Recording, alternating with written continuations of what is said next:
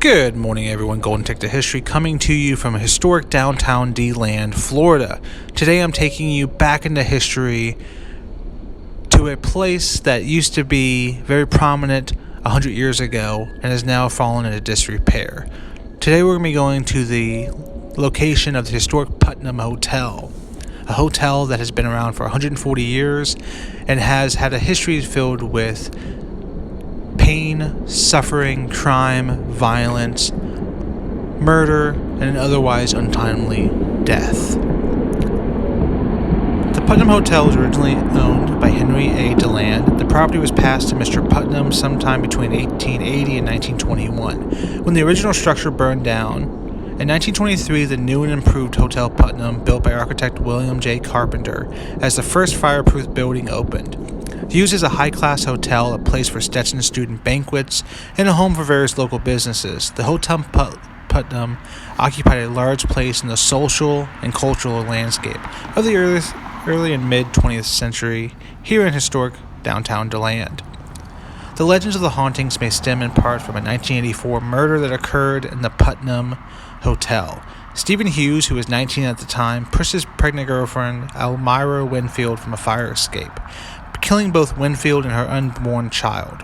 Per the Orlando Sentinel, according to the coroner's report, Winfield was pushed off a third-story fire escape in the Hotel Putnam, a rundown building in downtown Deland. The use of language here already indicates the state of the building, which continues to worsen into the 21st century, still being used by students, businesses, and tenants alike. Into the mid-2000s, the bars in the hotel, which were JR's and Karma, were hotspots for young students and young adults, especially because both these establishments were known for serving alcohol to minors. Despite this, Stetson alum noted that you were better off going with friends because the chance of being mugged was pretty high. There's an interesting shift here between the mid-20th century and the beginning of the 21st century, from a splendor and opulence to a flagrant disregard of the law in order to maintain an audience and income. In 2011, the longtime owner of the Putnam began evicting residents. The businesses within closed and no preventative or reparative measures were undertaken. Prior to the official close of the Putnam, offered a variety of ghost tours, which attracted locals and tourists alike.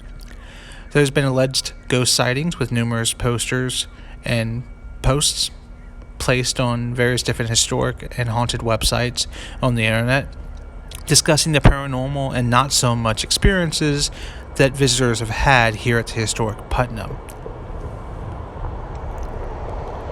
Many believe that the Hotel Putnam has lost its voice and the stories within are being lost. Its location off the beaten path of the current heart of Deland may also be contributing to the perceived lack of importance, which compounds with the repeated failures to deal with the property. As recently as mid-2017, a Florida-based developer had received a grant from the city of Deland, as well as other financial incentives to bring the hotel back to its former grandeur, but nothing has come of it. The building is now listed as permanently closed by Google. However, there has been some push to do some reconstructing to bring this building back to its previous prominence. The hotel has changed hands and now is in the hands of a different developer. It's been working closely with the Deland Historical Society in an attempt to try to bring this building back to its prior grandeur. Its hope is that the hotel will be ready to be visited by 2023 to mark the 100th year anniversary of the Hotel Putnam being opened.